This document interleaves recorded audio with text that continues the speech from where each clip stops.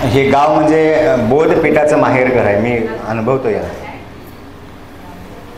इथे असणारे, इथे बसणारे, इथे जाणणारे आहेत भगवंताला, फक्त ओळखणारे नाहीत, सद्गुरूला जाणणारे आहेत.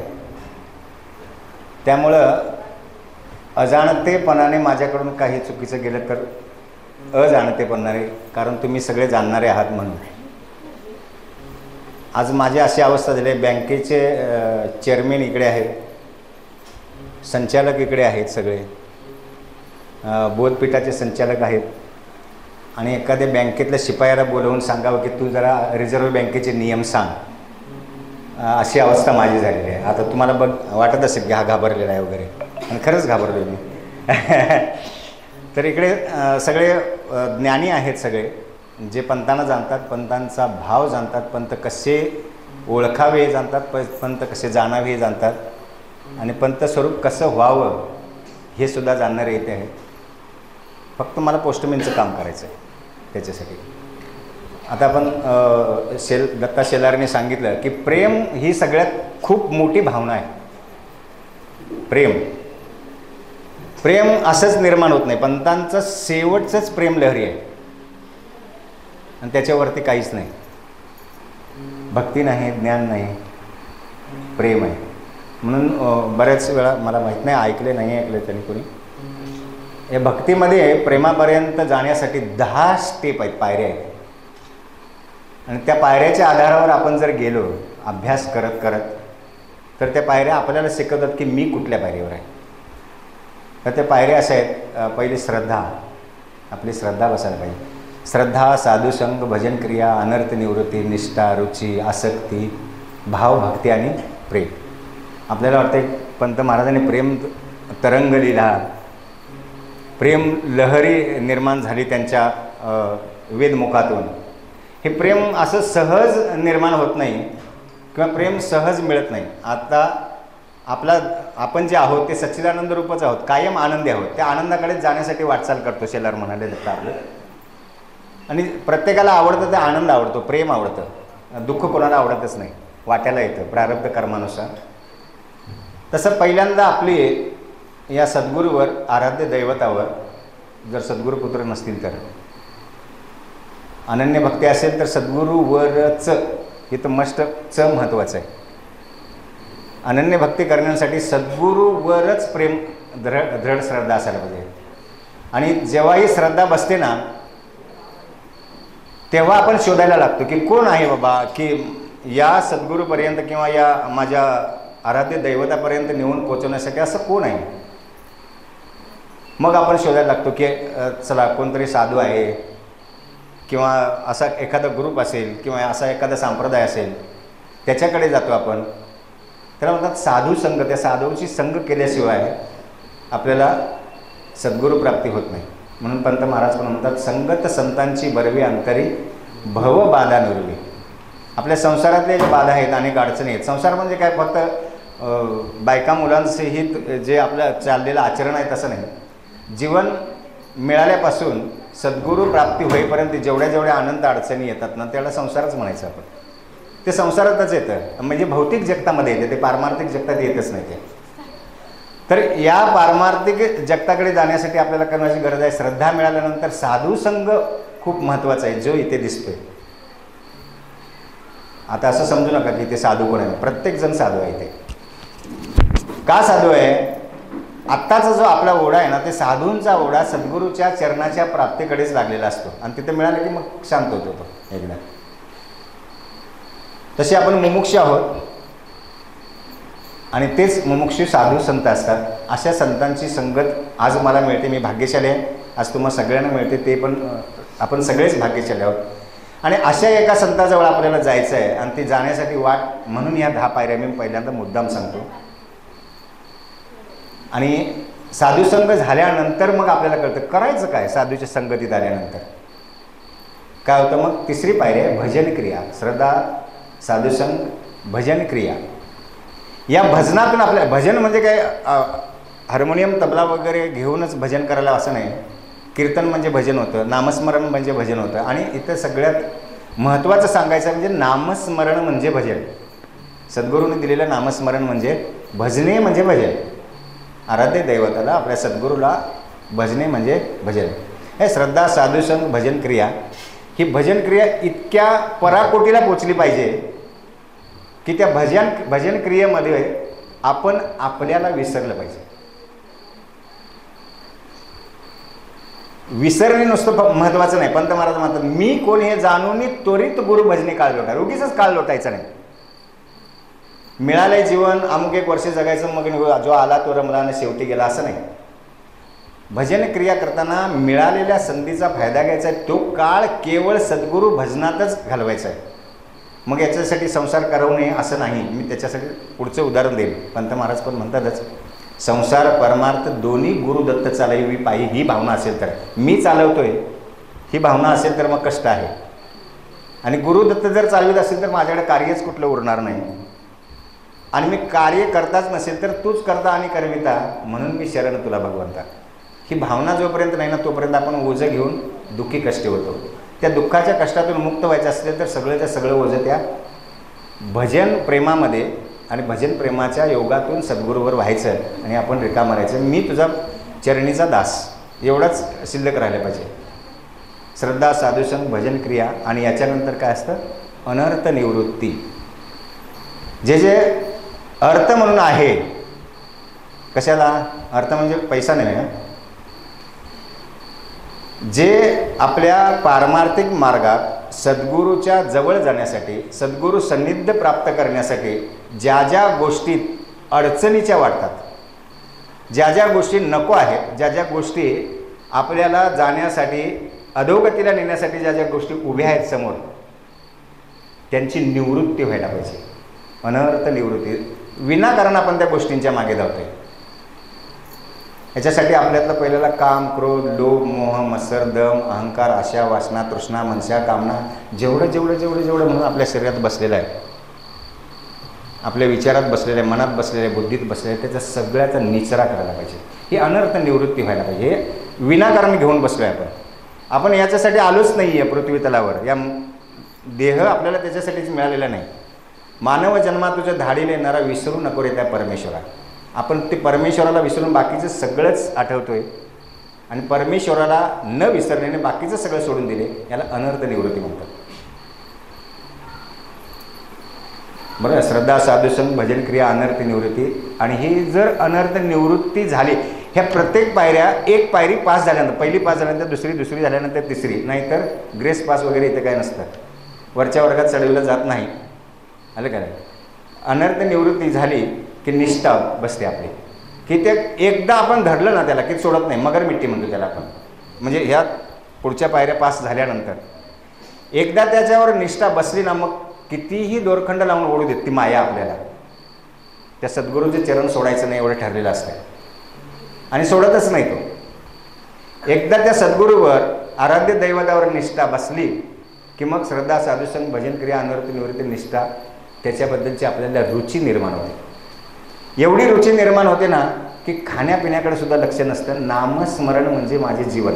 नामची गुरुचे सार, त्रिभुवने नामची गुरुचे सार.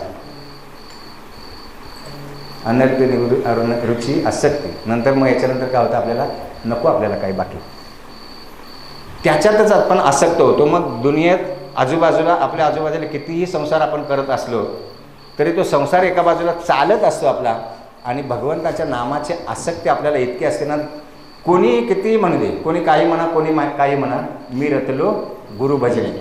त्याला बाकीचं दुनियाशी काही घेणं देणं नसते की कोण मला काय म्हणतं. शुद्ध वेडा झालेला असतो तो, फक्त वेडा नसतो. पंत महाराज म्हणतात, वेडा जने अंतरी शाणा, वेडा जनांतरी शाणा. लोकांच्या दृष्टीनं तो पार वेडा असतो. लोक शहाणं कधी म्हणतात, भौतिक जगतातल्या वस्तूंचा संग्रह करणं, जो अगदी चालाक रीतीनं, चतुर म्हणतात त्याला, चतुरीनं एकदम भौतिक संसारातल्या गोष्टींचा संग्रह करतो. सगळ्यांपेक्षा 2 माडीचं कुणाचं घर असेल तर 3, 4, 5 बांधतो ना, त्याला म्हणतात हुशार. पण हुशार हा शब्द त्याला लागू पडत नाही, त्याला चतुर म्हणतात. हुशार सिंह वाघ असतो, चतुर कोल्हा असतो म्हणतो की नाही आपण, चतुर कोल्हा. कोल्हा सगळं लबाडीनंच जमा करतो, वाघ सिंह लबाडीनं नाही, त्याच्या हुशारीनं जमा करतो. ती हुशारी आपल्याकडे पाहिजे. आलं लक्षात? तर अशा हुशारीनं जमा करायला पाहिजे. श्रद्धा, साधुसंग, भजन क्रिया, अनर्थ निवृत्ती, निष्ठा, रुची, ही आसक्ती अशा प्रकारे झाली पाहिजे की ह्या आसक्तीमधून आपल्यातला भाव निर्माण, अष्टसात्विक भाव निर्माण व्हायला पाहिजे. भगवंतांची मूर्ती पाहिली की डोळ्यातून पाणी यायला पाहिजे, कापरं सुटायला पाहिजे, दातावर दात आपल्याला पाहिजे, घाम निघायला पाहिजे आपल्यातला, डोळ्यातून आपोआप आसुरी येऊन अंग थरथर कापायला पाहिजे. हे सगळे अष्टसात्विक भाव ज्यावेळी निर्माण होतील ना, त्यावेळी आपल्याकडे भक्ती नावाची जी आहे, जी भगवंतांपर्यंत नेऊन पोचणार आहे, ती हळूहळू यायला लागते. ही भक्ती येते. मग ज्ञान अजून खूप पुढे आहे. त्या ज्ञानाची जी आई आहे, हे सगळं ज्ञान आपल्याला मिळालं, ह्या 10 पायरींचं ज्ञान मिळालं. या 10 पायरींचं ज्ञान मिळाल्यानंतर जी भक्ती प्राप्त होते ना, ती भक्ती आपल्याला सद्गुरूपर्यंत घेऊन जातो. आणि सद्गुरू पूर्ण आहेत. ते पूर्ण कसे आहेत? त्यांच्याकडे पूर्ण ज्ञान आहे, शाश्वत आहेत, अखंड आहेत. बरोबर आहे की? सच्चिदानंद स्वरूप आहे, ते अखंड आहे, शाश्वत आहे आणि प्रेमळ आहे आणि कायम आनंदी आहे. त्याच्याकडे आपल्याला ते घेऊन जातात. आणि एकदा का आपण त्या 10व्यापर्यंत पोचलो, प्रेमापर्यंत, की सगळं जग, दुनिया, सृष्टी जगत असलेलं नसलेलं सुद्धा आपल्याला प्रेममय दिसतं. त्याच्यामध्ये द्वैतभाव कुठे दिसतच नाही. मग तो समोर कुत्रा येऊ दे, कुष्ठरोगी येऊ दे, मारमांग, चांबार कुंभार, साळी कोळी, कुठल्याही ह्याच्यातला कशातलाही कोणी येऊ देत, आपल्याला सगळंच पंतमय दिसतं. त्याच्यामध्ये कुठलाही भेदभाव राहत नाही. म्हणून त्या लहरी उठतात आपल्याकडे. त्या कशाच्या लहरी असतात? प्रेमाच्या लहरी असतात. कोण काहीही म्हणू देत, त्याने शिव्या दिल्या तरी याच्याकडे प्रेम कमी होत नाही, त्याच्याकडचा आनंद कमी होत नाही, त्याला दुःख कधी वाटत नाही. तर आपण सगळ्यांनी एक शोधा की मी याच्यातल्या कुठल्या पायरीवर आहे. मी श्रद्धेवर आहे, साधुसंगमध्ये आहे, बसतोय की भजन क्रियेमध्ये, माझ्याकडच्या ज्या वाईट गोष्टी आहेत त्याची निवृत्ती झाली का, आसक्ती आहे का, मला माझ्याकडे भाव आहे का, मी भक्त आहे का, आणि ही भक्ती केल्यानंतर मला आता जे अपेक्षित आहे आपल्याला सगळ्यांनाच, ते प्रेम माझ्याकडे आहे का, मला मिळते का दुसऱ्याकडून. तर या 10 पायरीपैकी आपण ह्या प्रेमाबद्दलच जास्त विचार करायचा आहे. आणि प्रेमाबद्दल जर विचार करतोय ना, तर या 10 पायरी पास व्हायला पाहिजेत आपल्याला पहिले. मग आपण कुठल्याही पायरीवर का असे ना, कित्येक जन्म घ्यायला पाहिजे ते एका पायरीवर. पुढच्या पायरीवर जाण्यासाठी आपल्याला दुसरा जन्म अनेक घेईन परमी होईन तवदास, कित्येक जन्म घ्यायला लागू देत आपल्याला. पण मनामध्ये, बुद्धीमध्ये, चित्तामध्ये आपल्याला काय पाहिजे? मी तुझ्या चरणीचा दास. बाकी काय भावनाच असेल. अजून असं म्हणायला हरकत नाही, मी गुलाम गुलाम गुलाम तुझा, तू सद्गुरू स्वामी माझा. मला सांगा, गुलामाला त्याचं वैयक्तिक स्वातंत्र्य काही असतं का? गुलामगिरी आता नाही आहे समजा, पण गुलामगिरीमध्ये त्या गुलामांना वैयक्तिक स्वातंत्र्य काहीही नसतं. त्याने विचार जरी चांगला प्रगल्भ त्याच्याकडे असला तरी तो त्याच्या विचारानं चालू शकत नाही, त्याच्या विचारानं खाऊ शकत नाही, त्याच्या विचारानं पिऊ शकत नाही, त्याच्या विचारानं झोपू उठू शकत नाही, नाम घेऊ शकत नाही, बोलू शकत नाही. थोडंसुद्धा स्वातंत्र्य नसतं. तसंच जीवाला ब्रह्मरूप प्राप्तीकडे जाताना थोडंसुद्धा स्वातंत्र्य असायला नाही पाहिजे. ते स्वातंत्र्य घेऊन आम्ही जगतोय म्हणून आपण काय आहोत माहिती आहे? अहंकारी आहोत. मी नाही तो आहे दाखवण्यासाठी आपली सगळी धडपड आहे. मी तो आहे का? मी पंचतत्वाचा देह आहे का? सद्गुरूंनी मांडीवर घेतल्यानंतर सांगितले, अरे बाबा, यांनी सांगितलं तसं, तू हा पंचतत्वाचा देह नसून साक्षी रूपानं तुर्यस्थ अवस्थेत जा आणि तिथे बघ तू कोण आहेस. तू आत्मस्वरूप आहेस, तू राम आहेस. तुझ्याच पासून सगळ्या जगाची उत्पत्ती झाली आणि या जगाची उत्पत्ती जर तुझ्यापासून झाली असेल तर मग तू कोण आहेस? परब्रह्म आहेस. ते परब्रह्म जर तू आहेस, ते परब्रह्म जर तू आहेस, तर या मर्त्य जगात या देहाच्या संगतीला लागून मायेच्या तडाख्यात पोचून सद्गुरूची ओळख न करता, सद्गुरूची तुझी ओळख न धरता, तू या पंचतत्वाच्या देहाला चिकटून, त्या नामाला चिकटून मीच तो, ही भावना धरून गुंतलायस. त्याच्यातून बाहेर पड. एवढंच सद्गुरूला सांगायचे. शेवटपर्यंत हेच सद्गुरू सांगतात, अरे तू तो नव्हेस, तू माझा आहेस, तू माझ्यापासून जन्मलेला आहेस, तू माझा अंश आहेस. समुद्रातला एक जर थेंब बाहेर काढला किंवा एखादी बादली जर बाहेर काढली, समुद्राच्या पाण्याचं ॲनालाइज केलं आणि त्याचं जर ॲनालाइज केलं तर सेम असतं. तसं ब्रह्मरूप सद्गुरू आणि आपलं सेमच्या सेम तसेच आहोत आपण. फक्त एवढंच स्वातंत्र्य मिळालं आहे आपल्याला की हा देह प्राप्त करून जे 184 योनीत प्रारब्ध कर्मानुसार तुला जे भोग मिळाले ते भोग वेटीने पार करून सद्गुरूकडे येण्यासाठी मिळालेला हा देह आहे. त्याचा उपयोग आपण त्याच्यासाठी करतच नाही. मी मुद्दाम उदाहरण देतो प्रत्येक वेळी की देह का आणि कशासाठी प्राप्त झाला.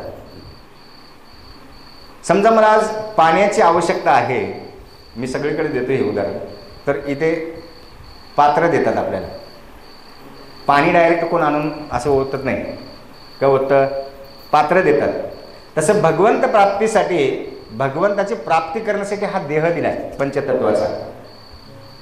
ते फक्त पात्र आहे, आलं का लक्षात.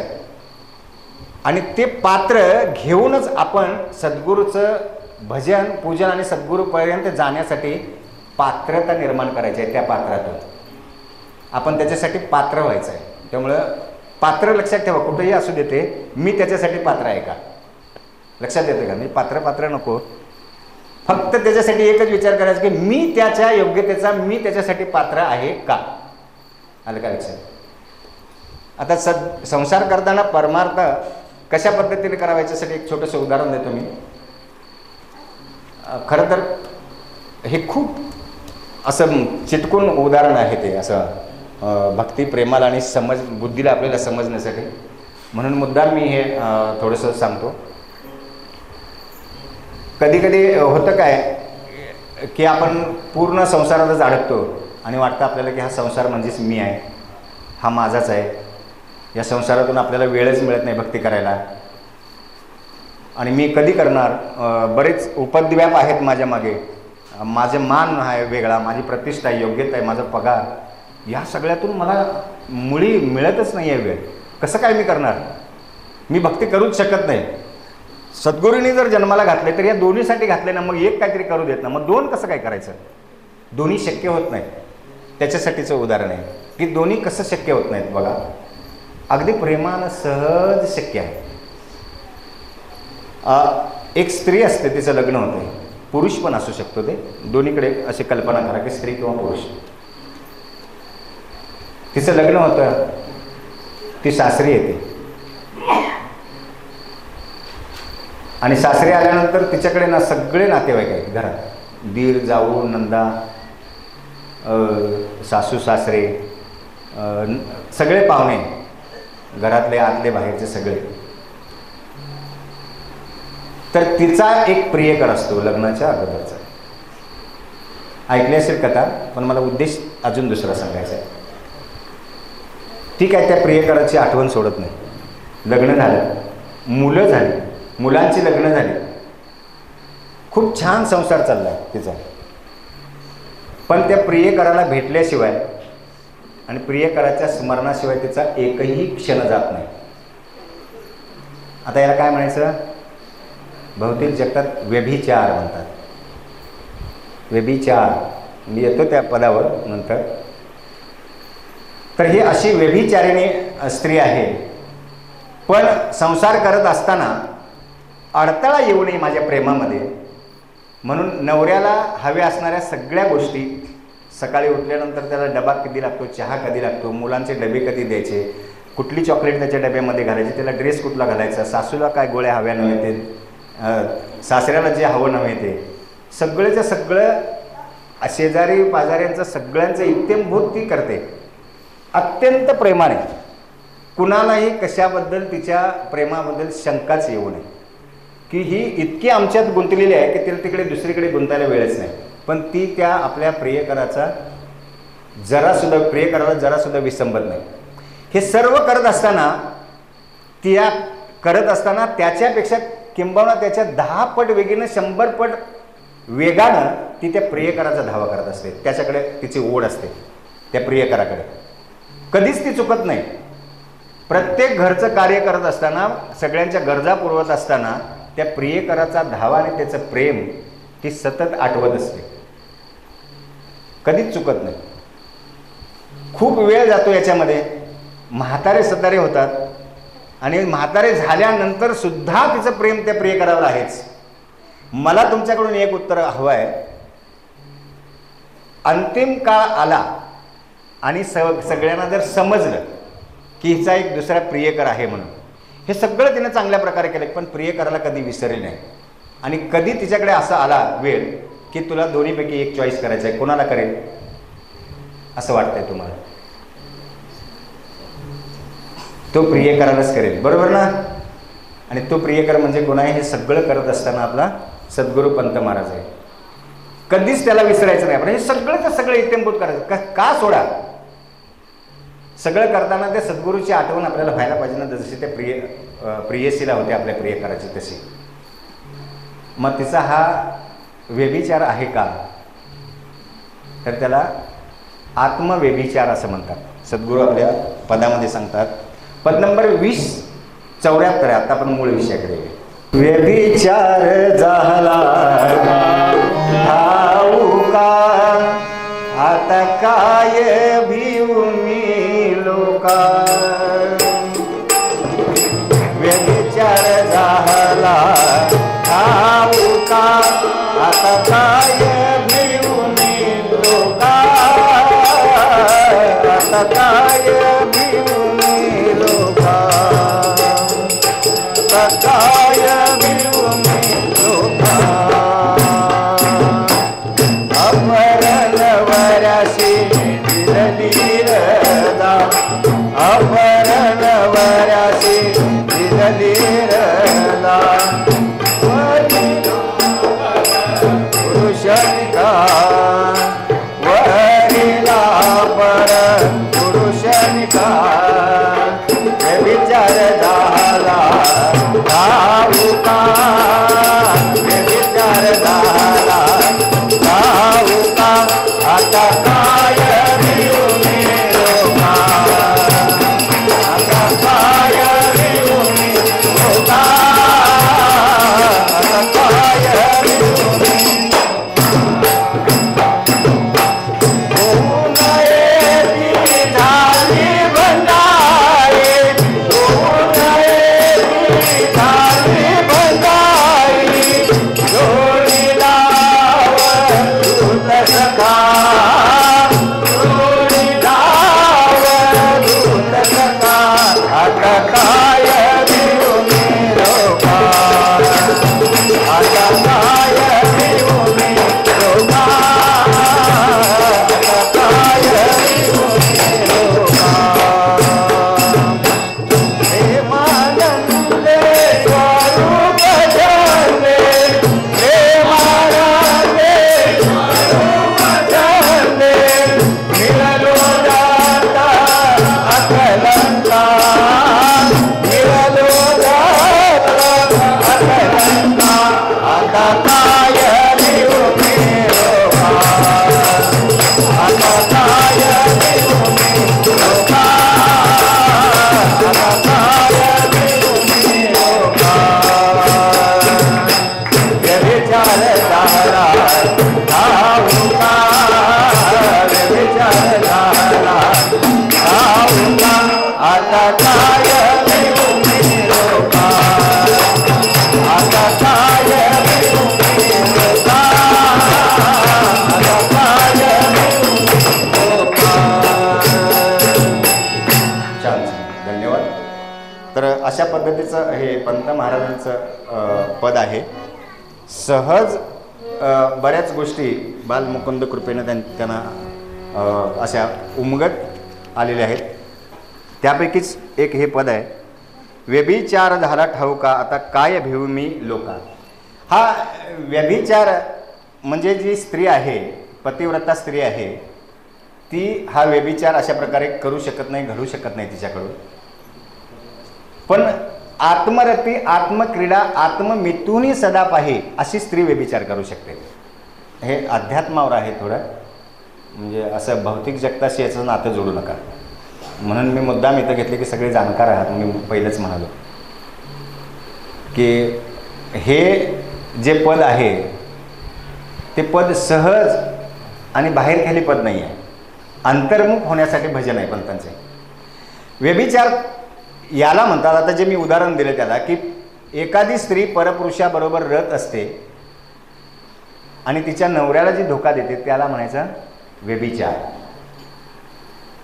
पण हा जो इथे व्यभिचार आहे ते तिसऱ्या कडव्यामध्ये पण महाराजांनी सांगितले त्याच्यामध्ये की हा व्यभिचार हा तिला ठाऊक झालाय, मला ठाऊक झालाय व्यभिचार काय आहे तो. मग अव्यभिचारिणी भक्ती करण्यासाठी हे पंतांचं भजन आहे. मला व्यभिचार ठाऊक झालाय, तो व्यभिचार कसला आहे तर पंत महाराज इथे म्हणतात असा व्यभिचार मला ठाऊक झालाय की ही जी स्त्री आहे ती परपुरुषाशी रत आहे. तो परपुरुष आहे कोण हे जरा आपण शोधूया.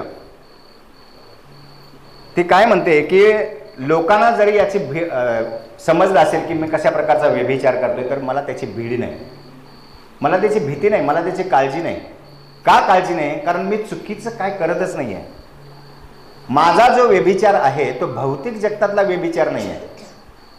या जगतात पुन्हा पुन्हा जन्म घेण्यासाठी जे जे कार्य करावं लागतं आणि जे घडून येतं आपल्याकडून प्रारब्ध कर्मानुसार तो व्यभिचार हा व्यभिचार नाही आहे, संसारी व्यभिचार नाही आहे. हा पारमार्थिक भक्तीतला व्यभिचार आहे आणि तो ठाऊक झालाय मला. आणि तो ठाऊक झाल्यामुळं काय झालंय की मी कोणाची भीड करत नाही, मी कोणाला घाबरत नाही, मी कोणाला भीत नाही, मला भ्यायची गरज नाही. का भ्यायची गरज नाही तर दुसऱ्या चरणामध्ये सांगितलंय अपर नवऱ्याशी दिली रजा, दिली रजा. या प्राकृतिक जगतामध्ये जो नवरा आहे, मायारूपी नवरा आहे, त्याचा मी त्याग केलाय. मला त्या नवऱ्याची गरजच नाही, भौतिक जगतातल्या नवऱ्याची गरज नाही. का गरज नाही? कारण हा जो नवरा आहे तो मला जन्म मरणाच्या फेऱ्यात अडकवणार आहे. मग जन्म मरणाच्या फेऱ्यातून सुटका करणारा, या देहात आल्यानंतर देह बुद्धी न ठेवता आत्मबुद्धी जागरूक कशी ठेवावी आणि त्या आत्मबुद्धीकडून आत्मप्रकाशाकडे, त्या रामाकडे कसं परतावं, हे या सांगणाऱ्या नवऱ्याची मला गरज आहे. त्यामुळे माईक जगतातल्या भौतिक नवऱ्याशी मी नातं तोडलंय. मला गरजच नाही आहे त्या नवऱ्याची. कारण तो जो नवरा आहे ना मला 184 योनीमध्ये पुन्हा पुन्हा टाकतोय, या मायेत अडकवतोय, संसार चक्रामध्ये अडकवतोय. संसार कसा करावा हे चांगल्या रीतीने सांगतो आणि मला विस्मरण होतं माझ्या स्वरूपाचं. आणि माझ्या स्वरूपाची ओळख करून देणारा, माझं रक्षण करणारा, माझं योगक्षेम वाहणारा जो माझा नवरा आहे तो परमपुरुष, त्या परमपुरुषाशी मी रत झालेले आहे. त्यामुळं लोकांची भीती मला बाळगण्याची गरज नाही. लोकांना अपेक्षित असणारा माझा नवरा हा माईक आहे, या संसारामध्ये अडकवणारा आहे, दुःखाचं मूळ आहे आणि त्या दुःखाच्या मुळापासून परावृत्त करणारा असा जो नवरा आहे. वरीला पुरुष परपुरुष निका. तो निका पुरुष कोण आहे तर सद्गुरू आहे. ते परब्रह्म स्वरूप आहे, परम पुरुष आहे, ज्याच्याकडे सच्चिदानंद स्वरूप साठवलेलं आहे. तो सच्चिदानंदाचा पुतळा आहे, ज्ञानमय आहे, आनंदमय आहे आणि शाश्वत आहे तो. आणि या माईक जगतातल्या नवऱ्याकडे याच्यातलं कुठचंही नाही आहे. तो ना शाश्वत राहतो, ना त्याच्याकडे कायम आनंद आहे, ना त्याच्याकडे कुठल्या प्रकारचं स्वतःचं ओळखण्याची, स्वतःची ओळख करून घेण्याचं ज्ञान आहे. ते त्याच्याकडे नसल्यामुळे मी त्या नवऱ्याचा काय केलेला आहे, त्याग केलेला आहे. त्या नवऱ्याची गरजच नाही आहे मला. मग हा ज्ञानमय आनंदमय जो नवरा शोधायचा आहे ना, त्याच्यासाठी आपल्याला कोणीकडे जायला पाहिजे, त्या आनंदमयाकडे जायला पाहिजे. का दुःखाकडे जाऊन आनंद मिळणार आहे आपल्याला? प्रकाश शोधत असताना आपल्याला अंधाराकडे गेल्यानंतर मिळणार आहे का तर नाही मिळणार. हा अंधार म्हणजेच माया. या माया जगतामध्ये आपल्याला अडकायचं नाही. त्या प्रकाश रूपाकडे जात असताना आपल्याला त्या प्रकाशाच्या रोधानच पुढे गेलेलं पाहिजे, ती म्हणजे संगत संतांची वर्ग. याच्यासाठी नामस्मरण करणं खूप गरजेचं आहे, ओळखणं खूप गरजेचं आहे. आपली ओळख धरी तो मानव इतर पशु जाणं. याच्यासाठी कुणाची गरज आहे आपल्याला? सद्गुरूची गरज आहे. म्हणून पंत महाराज म्हणतात आपली ओळख धरी तो मानव इतर पशु जाणं. ही जोपर्यंत आपलीच ओळख, आपली योग्यता, आपली पात्रता समजत नाही तोपर्यंत हा निका पुरुष शोधण्याची क्रिया आपल्याकडून घडत नाही. हा व्यभिचार काय आहे तो आपल्याला समजत नाही जोपर्यंत आपण संतांच्या संगतीत, साधूंच्या संगतीत असे जे जे कार्यक्रम भरतात त्यांच्या बरोबरीनं बोधपीठाचं आमच्या तेच कार्य आहे की समजावं नेमकं काय आहे. आम्ही खूप वेळा वाचलं पंतचरित्र दिवेकर कृत, पण असं वाचलं की ते आज 20 पानं, उद्या 10 पानं, 15 पानं, 20 पानं, 507 पानं संपली, 20 पानं काय आहेत ते संपले. आम्ही वाचलं पण त्याच्यातला भाव समजला नाही. जेव्हा आपलं बोधपीठ चालू झालं आदरणीय अभिजित दादा पंत यांच्या डोक्यातून लॉकडाऊनमध्ये, तेव्हा हा अभ्यासाला आम्ही सुरुवात केली. तेव्हा आम्ही अभ्यासक म्हणून जन्माला आलो आणि आत्ता आम्हाला कळायला लागले की बाबा काय आहे ते. तर ह्या बोधपीठात भाग्यशाली आहात तुम्ही सगळे की इथले सगळेच असतात. मी दुःखी आहे की माझ्या गावामध्ये नेटच नाही आहे, फोनच लागत नाहीत कधी कधी, आणि तुम्ही सगळे भाग्यशाली की सगळेचे सगळे उपलब्ध असतात त्याच्यामध्ये. मी बघतो कधी कधी माळावर वगैरे फिरायला गेलो की असं. तर तुम्हाला त्याचा आनंद खूप घेता येतो. ह्या बोधपीठामध्ये सगळ्यांनी खरंच सम्मिलित व्हा. आज आमचे 2 इकडे बोधपीठाचे संचालक आहेत, ते तुम्हाला मार्गदर्शन करतातच, पण जे मेंटॉर आहेत ना त्यांच्याकडून ऐकण्यासारखं सुधीर दादा, सुहास सातोस्कर वगैरे किंवा आप्पा यांचं मार्गदर्शन इतकं मोलाचं आणि इतकं सखोल असतं की सहज कळतं. आप्पांचं तरी आपल्याला सहज. आपल्याला जर मी इस्कॉनमध्ये काम केलं तेव्हा मला असं वाटायचं की अरे इस्कॉनमध्ये गेले की सगळे तिकडेच चिकटतात, भगवद्गीता वगैरे तिकडेच वाचतात. मी विचार केला आणि सांगितलं बऱ्याच जणांना की भगवद्गीतेचा एक अध्याय वाचला आणि पंतांचं एक पद मला सारखंच वाटतं. तसं आम्ही एक अध्याय जरी पूर्ण वाचला, हे 1.5 तास 1 तास आम्ही सांगतोय ते आप्पा 2च शब्दात सांगतात. अरे हा सगळा त्याचा चिदविलास आहे. तू पण तोच आहेस, मी पण तोच आहे, आपणचं असं सांगणं असते. आलं का लक्षात? त्रिपुटी सांगताना आपण एक असं उदाहरण दिलं एकदा. अरे काय त्रिपुटी म्हणजे काय? जुंधळाचं पीठ आणि भाकरी झाली त्रिपुटी म्हणाले. सहज आपल्या सहज सांगण्यातून सांगतात ते. जोंधळाचं पीठ आणि भाकरी संपली त्रिपुटी. या 3 एकमेकाला सोडून नाहीत पण वेगवेगळे वाटतात आपल्याला. हे 3 वेगवेगळे आहेत का? वेगवेगळे आहेत दिसतात पण एकच आहेत ना, कार्य एकच होतं त्यांचं.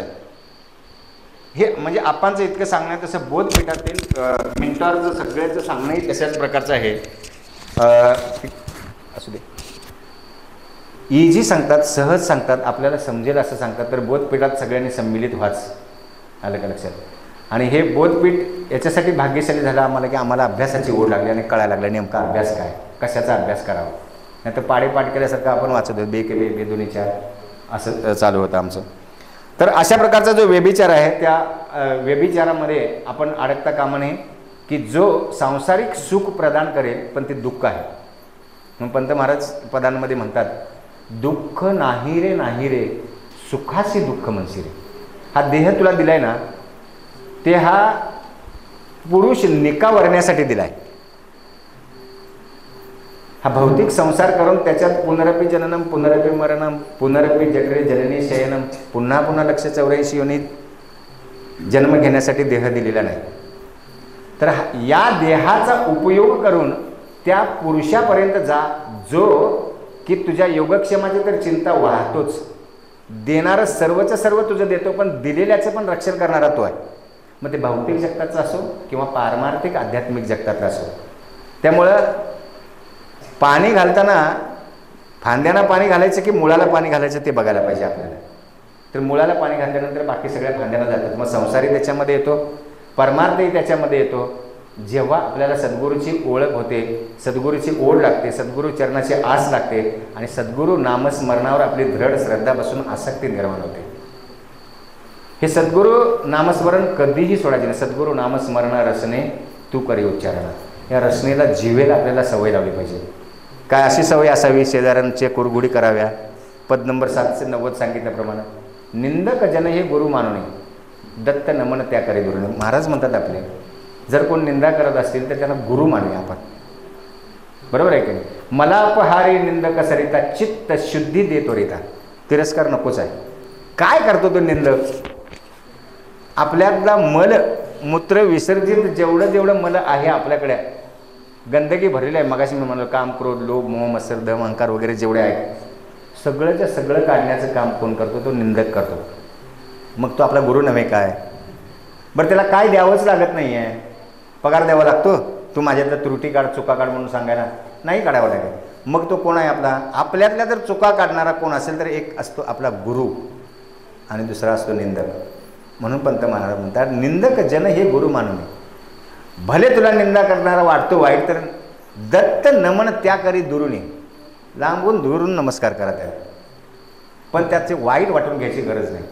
चुकाच काढतो ना तो, बिना पगारी न सांगता, कुठलंही मानधन घेत नाही, क्लास घ्यायची गरज नाही आहे. माझं काय चुकतंय सांगा म्हणून येऊन दारात सांगतंय, उभा राहून लाखोल्या वाहून सगळ्या सांगते की नाही.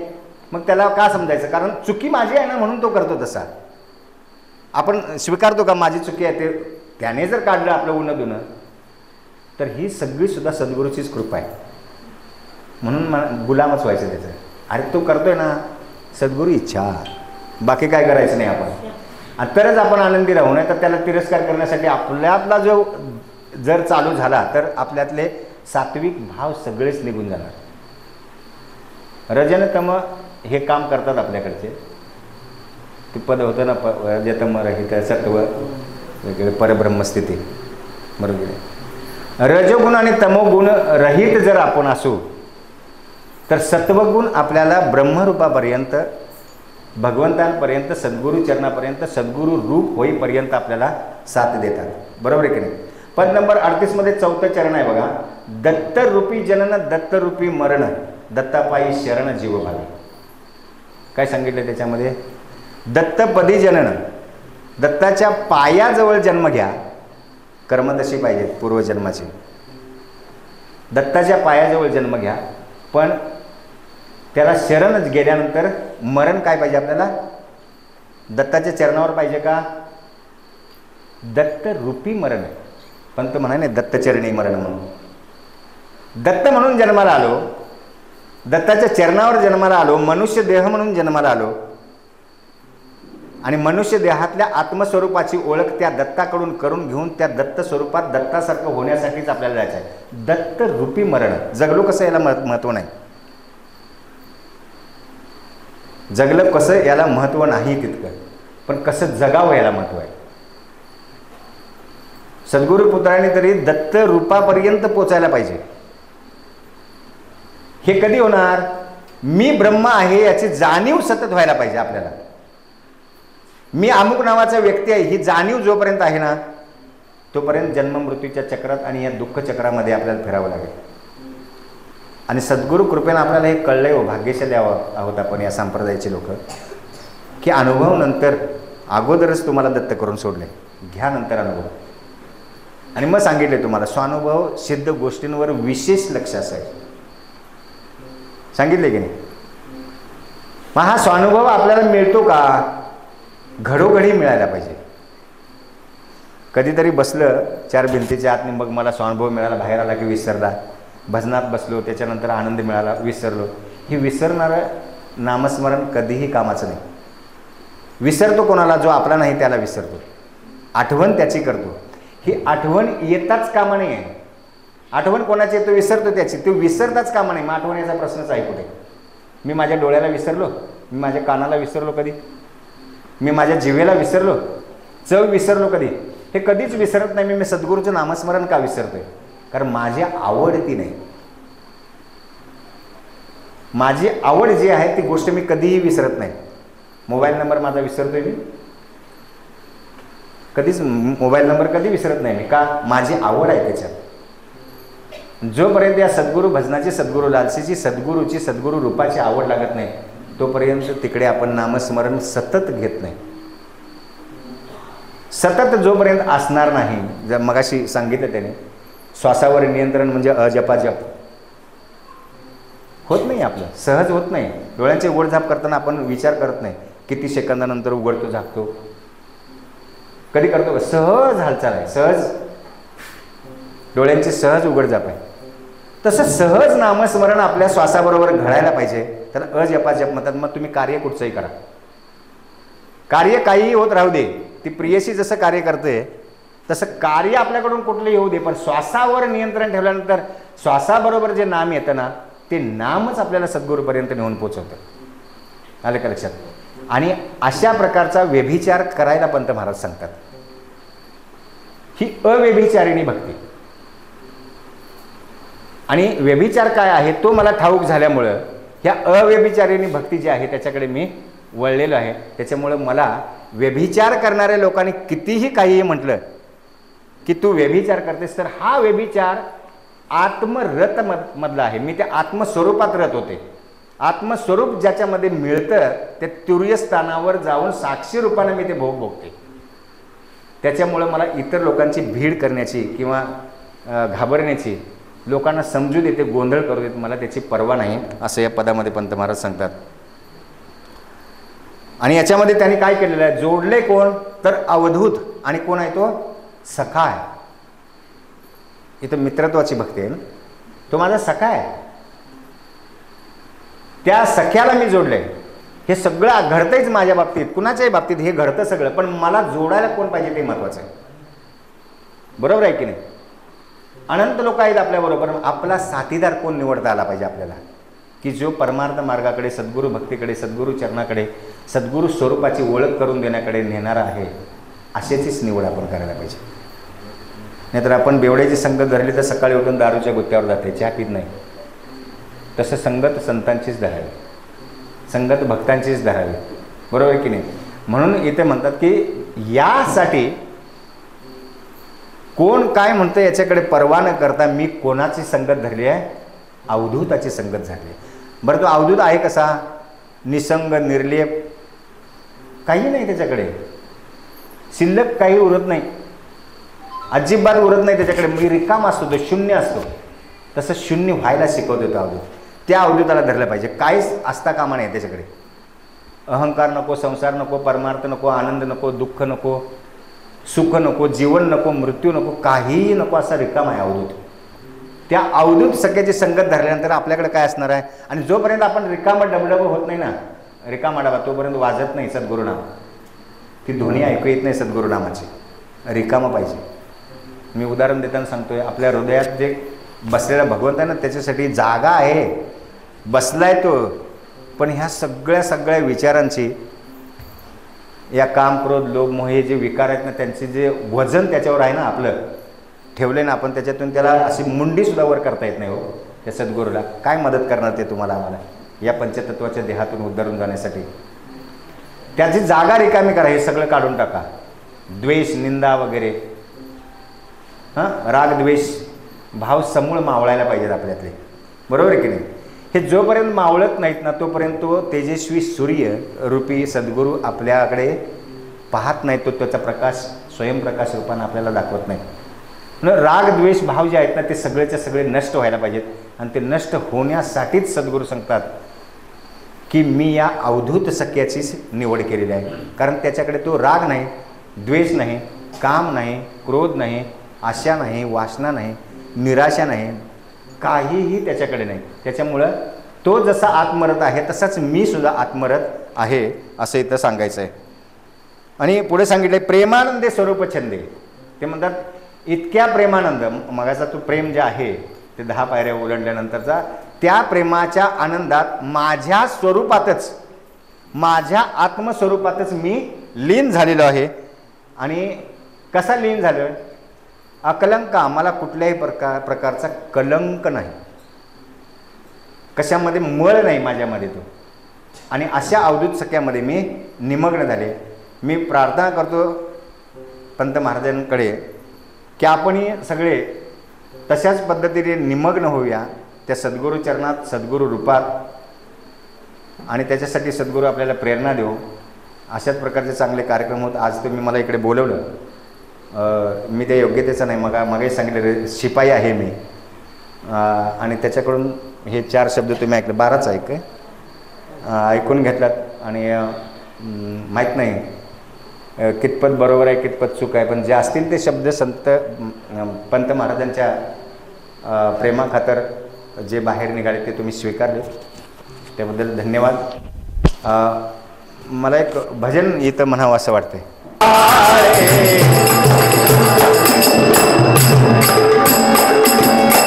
भक्तन देव बंधन मुक्ती, भक्तन देव बंधन मुक्ती, भक्तन देव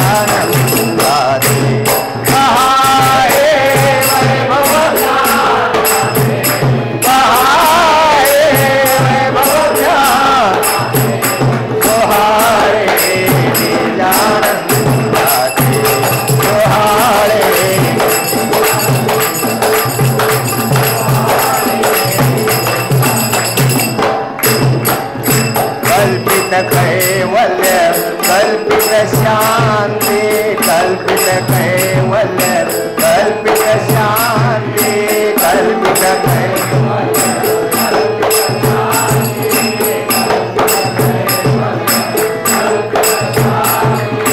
दृश्य है कल्पितांचे पहाय दृश्य है कल्पितांचे पहाय वैभव ज्ञानाचे पहाय वैभव ज्ञानाचे सोहाळे निजानंदाचे सोहाळे निजानंदाचे सोहाळे निजानंदाचे पहाय वैभव ज्ञानाचे पहाय वैभव ज्ञानाचे सोहाळे निजानंदाचे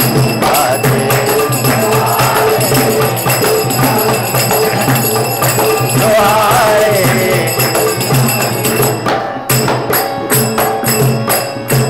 सत्यादत्त सत्य बाळादूत सत्य बाळादूत सत्यादत्त सत्य बाळादूत सत्य बाळादूत सत्यादत्त सत्य बाळादूत